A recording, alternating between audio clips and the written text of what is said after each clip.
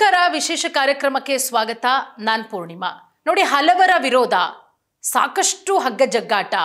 ಸಾಕಷ್ಟು ವಿರೋಧಗಳು ಜಾತಿ ಜನಗಣತಿಯನ್ನ ಮುಂದೂಡಲೇಬೇಕು ಅನ್ನುವಂತ ಆಗ್ರಹ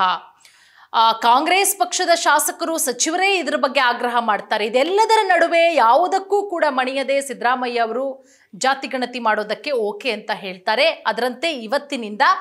ಜಾತಿ ಜನಗಣತಿ ಶುರುವಾಗಿದೆ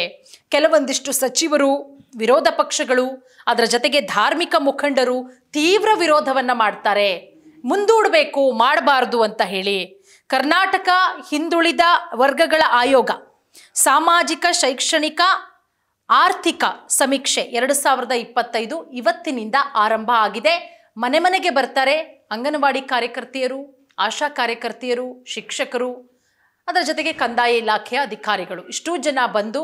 ನಿಮ್ಮ ಮನೆಯಲ್ಲಿ ಸಮೀಕ್ಷೆಯನ್ನ ಮಾಡ್ತಾರೆ ಎಷ್ಟು ಜನ ಇದ್ದೀರಾ ನಿಮ್ಮ ಆದಾಯ ಹೇಗೆ ಯಾವ ಜಾತಿ ಯಾವ ಧರ್ಮ ಎಲ್ಲದರ ಬಗ್ಗೆ ಸಮೀಕ್ಷೆ ಆಗುತ್ತೆ ಅದರ ಆಧಾರದ ಮೇಲೆನೇ ಸರ್ಕಾರದ ಸವಲತ್ತುಗಳು ನಿಮಗೆ ಸಿಗೋದು ಸೊ ಹಾಗಾಗಿ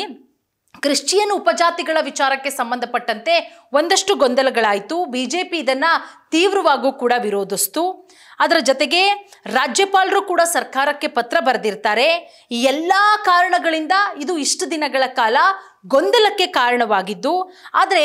ಈ ಎಲ್ಲ ಗೊಂದಲಗಳಿಗೆ ಸರ್ಕಾರ ತೆರೆಯನ್ನ ಎಳೆದಿದ್ದು ಇವತ್ತಿನಿಂದ ಜಾತಿ ಜನಗಣತಿ ಸಮೀಕ್ಷೆ ಆರಂಭ ಕೂಡ ಆಗಿದೆ ಅದರ ಜೊತೆಗೆ ಬೆಂಗಳೂರಲ್ಲಿ ಇಲ್ಲ ಯಾಕೆ ಬೆಂಗಳೂರಲ್ಲಿ ಇಲ್ಲ ಅಂತ ಹೇಳಿದ್ರೆ ಬಿಜಿಎ ಪ್ರದೇಶದಲ್ಲಿ ಸಮೀಕ್ಷೆ ವಿಳಂಬ ಆಗ್ತಾ ಇದೆ ಬೆಂಗಳೂರಿನಲ್ಲಿ ಇನ್ನೊಂದು 2-3 ದಿನಗಳ ಕಾಲ ತಡವಾಗುತ್ತೆ 2-3 ದಿನ ಆದಮೇಲೆ ಮತ್ತೆ ಸಮೀಕ್ಷೆ ಆರಂಭ ಆಗುತ್ತೆ ಕಾರಣ ಬಿಜಿಎ ಆಡಳಿತ ಬಂದಂತ ಹಿನ್ನೆಲೆಯಲ್ಲಿ ತರಬೇತಿ ತಡವಾಗಿರೋದ್ರಿಂದ 2-3 ದಿನ ಬೆಂಗಳೂರಲ್ಲಿ ಸಮೀಕ್ಷೆ ಆರಂಭ ಆಗಲ್ಲ ಅಂದ್ರೆ ಅಕ್ಟೋಬರ್ 7ರ ನಂತರ ವಿಸ್ತರಿಸುವಂತಹ ಸಾಧ್ಯತೆ ಒಂದಷ್ಟು ದಿನಗಳ ಕಾಲ ಮಾಡಬೇಕಾಗಿತ್ತು ಬೆಂಗಳೂರಲ್ಲಿ ತಡವಾಗಿ ಆರಂಭ ಆಗಿರೋದ್ರಿಂದ ಅದು ಡೇಟ್ ಮತ್ತೊಂದಿಷ್ಟು ದಿನಗಳ ಕಾಲ ಒಂದು 2-3 ದಿನ